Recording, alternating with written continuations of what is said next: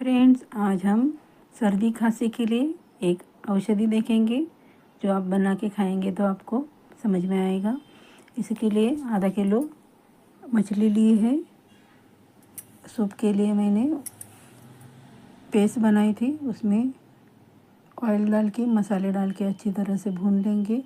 आपके स्वाद अनुसार मसाले डालेंगे और पानी डालेंगे, उसमें फिश छोड़ देंगे और उबाल आने तक पकाएंगे। फिर हम सूखी मच्छी फ्राई करेंगे। इसके लिए सूजी ली है, राइस पाउडर, मसाला, रेड चिली पाउडर और फिश मसाला।